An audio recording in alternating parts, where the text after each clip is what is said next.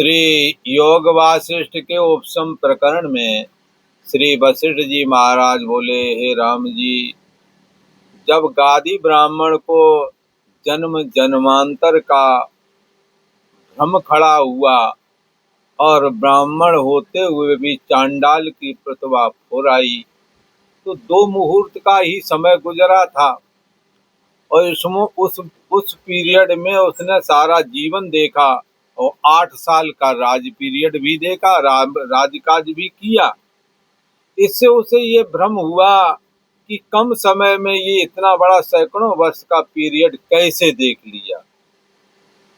और ये प्रतिभा यदि काल्पनिक थी तो हमें सत्य करके क्यों दिखी? क्योंकि जब चेतना वापस आई तो ये झोला टांग के सतुआ बगल में, मतलब सतुआ का कहना मतलब खाने पीने का जतन करके, और गया उसी देश में, क्रांत देश में, जहाँ ये चांडाल हुआ। तो देखा, वो गांव वाले मिले उसे, पहचान वाले दिख गए, खेत देखा जहाँ पर उसने ये लताएं, जैसे लौकिया तोरई की कद्दू की लताएं बो रखी होगी ना, तो उसमें कुछ सूख गई थी, कुछ थी मौजूद जो वो लगा आया था, लगा के आया था। वो देखे, जानवर देखे, जिनका शिकार करता था उनके चमड़े पड़े हुए थे। चांडाल की प्रतिभा जो फुराई थी, ये चांडाल की प्रतिभा में उसने ये देखा, चलो ठीक, ये प्रतिभा ही थी, कल्पना मात्र था।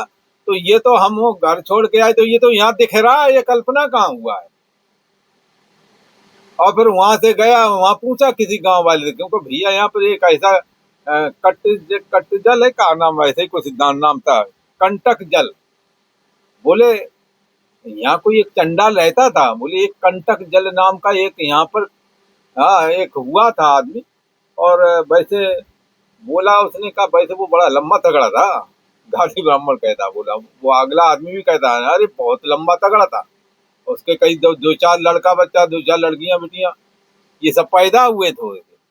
और जब उसने खूब मौज मस्ती से रहा और बाद में बुढ़ापा आया तो अपनी कुटिया अलग बना ली थी पूछ की। फिर यहाँ दुर्भिक्ष पड़ गया तो चला गया क्रांत देश चला गया, तो वहाँ हाथी ने अपने ऊपर बैठा लिया, मंत्रियों ने उसे राजा बना दिया, किसी ने कुछ पूछा नहीं। कालांतर में वो भेद खुला तो रानियां जल मरी, मंत्री जल मरे, तब खुद भी जल मरा। ये कहानी जब देख सुना तो बड़ा आश्चर्य की सीमा नहीं। राज्य में जाकर पूछा, वहां भी पता, बोले हाँ एक आया था, एक पापी राजा हुआ था, कह रहे उसकी वजह से सब जल मरे। अब इस कहानी का क्या करें? भगवान श्री हरि विष्णु देव कहते हैं, ये प्रतिभा उसे, उसके अंदर चिंतन चल रहा था चांडालों का, इसलिए प्रतिभा फुल रही। और रही बात कम समय का, ज्यादा समय कैसे दिख गया? अगर ये कहें, गादी ब्राह्मण ने कहा, हे भगवान, यहाँ 2 मुहूर्त बीता हुआ सारा जीवन, ये सब कैसे हुआ? कम समय में ज्यादा समय कैसे आ गया? हाँ, तो जितना समय हमारे हुआ उतने यहाँ होना चाहिए था, क्योंकि ये संसार भी वही वाला तो है जिसको हमने देखा है। भगवान श्री हरि विष्णु देव ने कहा, हे गादी, कई बार हम 2 3 4 मिनट की निद्रा आती है, उसी में हम 10 साल लंबा स्वप्न देख लेते हैं। जैसे राजा जनक क्षण भर के लिए सिंहासन पर निद्रा आई और वहीं पर थोड़ा आंख बंद हो गई, तो 12 वर्ष का पीरियड उन्होंने सपने के रूप में देखा। भला ये अब इनके अंदर प्रतिभा फुराई, इन्होंने क्या देखा कि मैं एक गरीब हो गया हूँ, भला, और भिक्षा मांगते फिर रहा हूँ। गरीब ब्राह्मण शायद हो गए, पता नहीं, ऐसा कुछ। और भूख लग रही थी, खाने को कुछ था नहीं। अब बताओ इनके अंदर ये प्रतिभा कैसे फुर गई होगी? तो राजा है, पर ये भूखों को रोजाना अन्न जल बांटते थे, इन्हें इस करके प्रतिभा फुराई, क्योंकि संस्कार के बगैर नहीं होता ना काम। भूखे गरीब गुरबा लोगों के यहाँ लंगर सेवा राजा जनक के यहाँ चलती थी खुल करके, तो वो उसको देख करके गरीब गुरुओं की चित्त की स्थिति का उनके अंदर चिंतन चल रहा था। सिंहासन पर बैठे जैसे, तो 12 साल का सपना आया कि वह गरीब हो गए हैं और खाने को कुछ है नहीं। जा करके सोचा कहीं कुछ जुगाड़ करूं, कहीं मिला नहीं, तो एक जगह पता लगा कि खिचड़ी बट रही है, तो जाकर खिचड़ी लेने गए। और खिचड़ी लेने गए तो खिचड़ी गई, तब आगे थोड़ा चल, प्रारब्ध में उनके नहीं थी खिचड़ी, अब आगे जा करके खिचड़ी की थी, जन की खीर थी, क्या था, और आगे जा करके दो बैल लड़ते हुए मिल गए और उन्होंने मारी ठोकर। तो ये तो इनका हाथ में जो दोना था जिसमें लाए थे, ये पत्तल पत्ता का पात्र बनाया था, और और उसका जो खिचड़ी खिचड़ी गिरी जाकर के दूर, और ये गिरे जाकर के दूर। अब वो बैल दो लड़ रहे थे साण। अब वो वहां जाकर के कुत्ता खड़ा था, उसने वो सारा खा लिया, खिचड़ी या खीर जो भी हो, और वो तब भी रह गए। और फिर जब बैलों ने ठोकर मारी, गिरे जाकर दूध, तो सिंहासन पर चेतना जागी जो कि सो गई थी। तब उन्होंने देखा बड़ा बड़ा कठिन मामला है, ये सत्य है कि वो सत्य है। हमने वहां बड़ा दुख झेला है, 12 साल झेला है। यही राजा लवण के साथ हुआ था। एक जादूगर आया, उसने मोर पुच्छ घुमाया आंखों के सामने, घुमाया, उसने 12 साल का लंबा पीरियड देखा, रेगिस्तान देखे जहां वो कलपता रहा, परेशान होता रहा, पानी के लिए भी परेशानी, जहां पर हरी घास नहीं दिखती थी, रेगिस्तान में रेगिस्तान, वहां पर उसकी क्या दशा हुई, वो सारा प्रश्न, ये सब प्रतिभा उसके अंदर पूरी थी राजा लवण के यहाँ।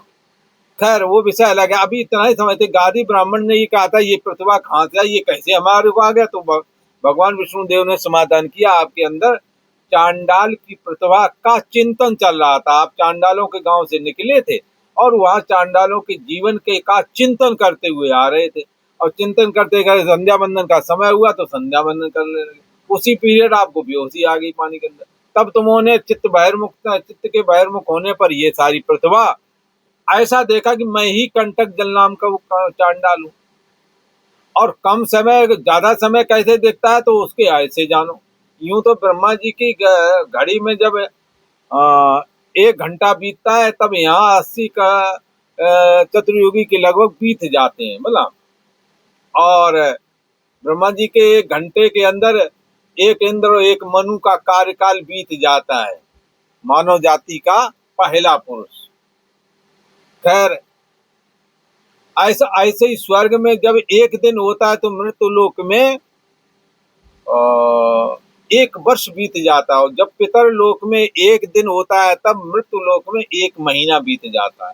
पितरों का जो शुक्ल पक्ष है 15 दिन वाला, वो उनका दिन है, और कृष्ण पक्ष जो 15 दिन वाला है, वो रात्रि है। हमारे यहाँ 1 महीना, पितरों का 1 दिन बराबर 1 महीना, देवताओं का 1 दिन बराबर 1 साल, ब्रह्मा जी का 1 दिन बराबर 1000 बार चतुर्युगी बीत जाती है। ये तो शास्त्र ने बताया है, पर प्रत्यक्ष अगर अनुभव करना है, तो क्षण भर की निद्रा से राजा जन ने 12 साल का पीरियड देखा। तो इस प्रकार से कम समय में ज्यादा समय दिख जाता है। हे गादी ब्राह्मण, इसमें तुम्हें आश्चर्य नहीं करना चाहिए। ये हमारी माया है, ये हमारी माया का प्रभाव है। मामेव ये प्रपद्यन्ते माया मेताम तरन्ते, जो मेरी शरण में आता है और मेरी शरण में आता है और चित्त को एकाग्र करके और आत्मा में स्थापित करता है, उसका ही ये भ्रम निवृत्त होता है। जैसे जागृत की 2 घड़ी में अनेक वर्षों का स्वप्न आता है, तैसे ये चित्त का भ्रम ही है, ऐसा है गादी ब्राह्मण तुम्हें समझना चाहिए। तू इस भ्रम को ना देख। गादी ब्राह्मण को आदेश दिया भगवान श्री हरि विष्णु देव जी ने। क्या कहा? अरे ब्राह्मण, तू इस भ्रम को मत देख, चित्त को स्थित कर, चित्त को रोक, क्योंकि चित्त में ये भ्रम दिखता है दुनिया भर का। इसलिए चित्त को तू स्थित करके अपने ब्राह्मण का जो आचार है वही कर।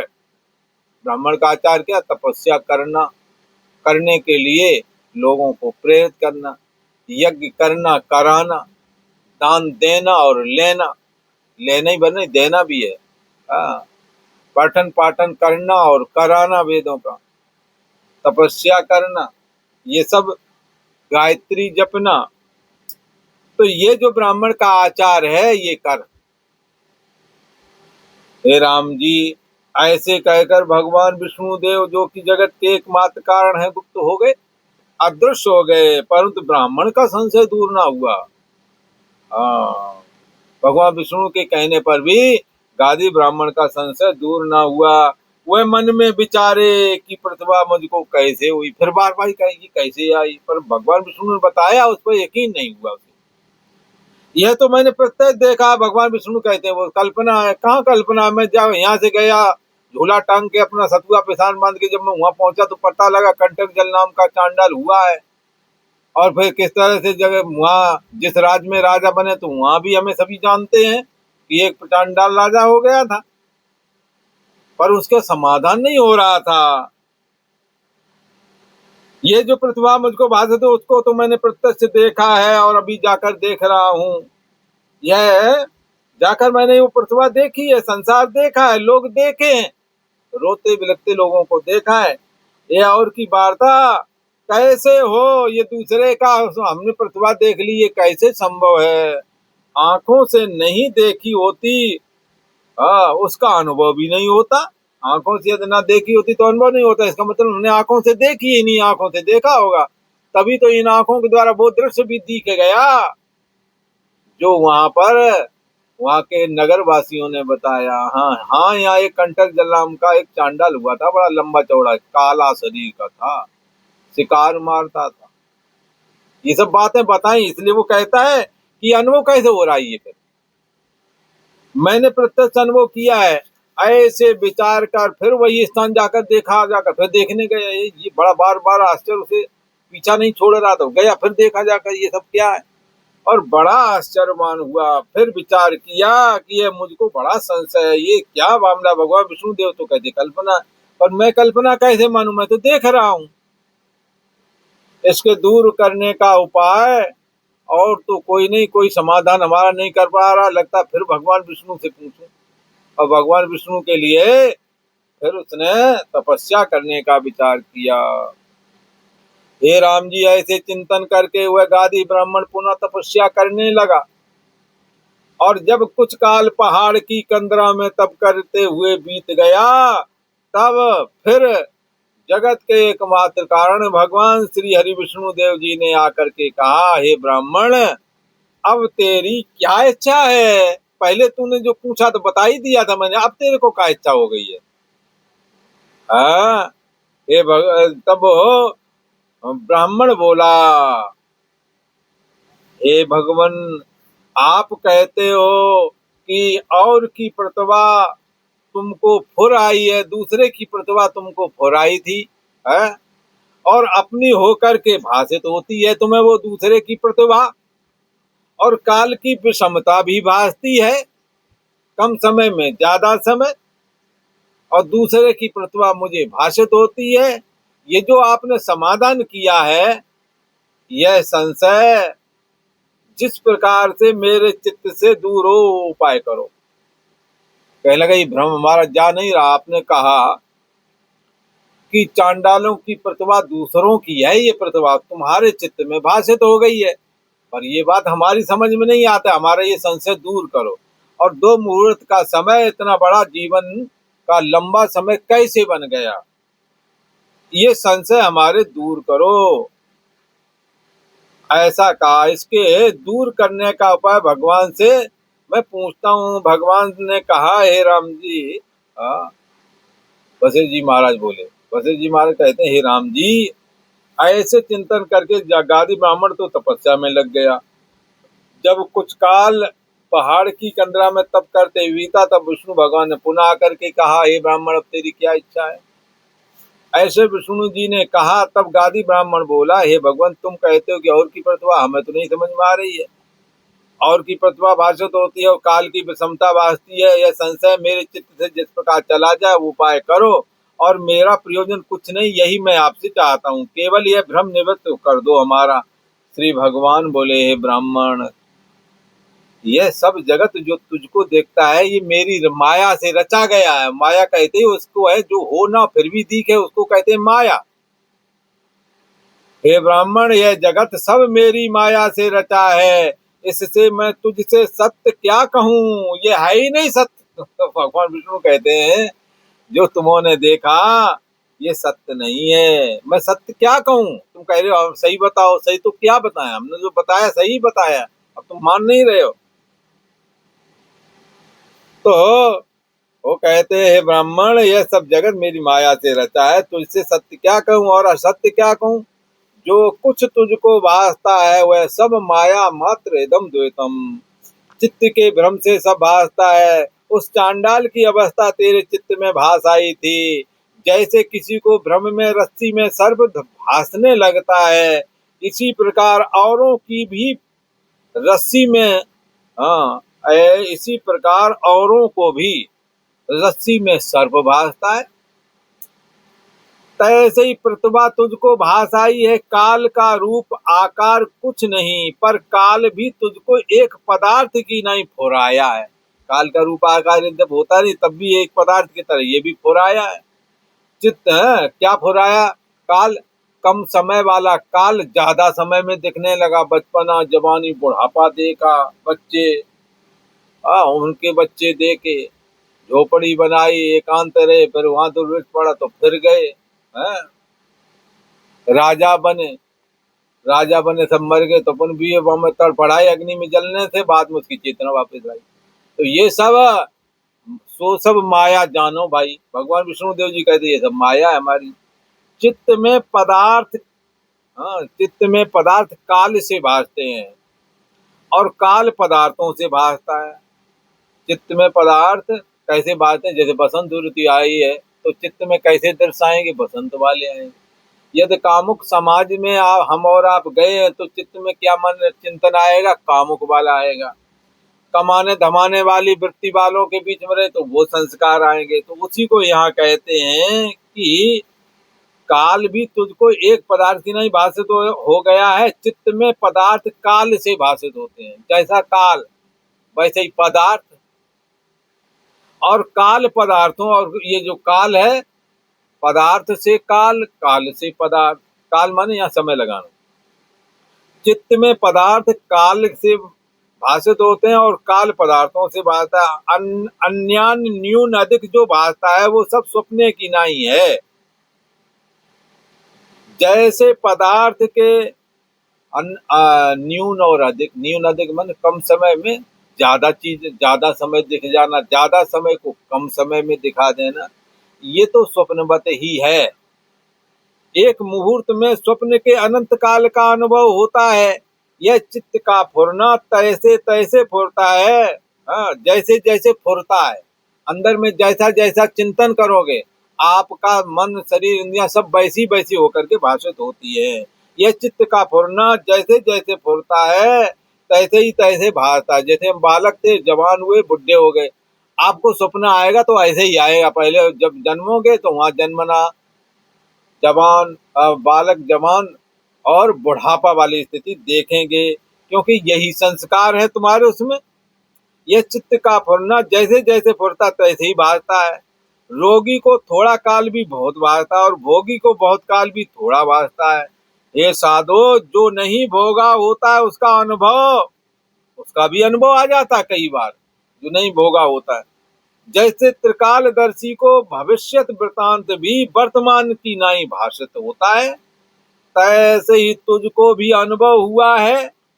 इस चांडाल की प्रतिभा का एक ऐसे भी होता है कि प्रत्यक्ष अनुभव किया विस्मरण हो जाता है। प्रत्यक्ष अनुभव किया है पर वो विस्मरण हो जाता है।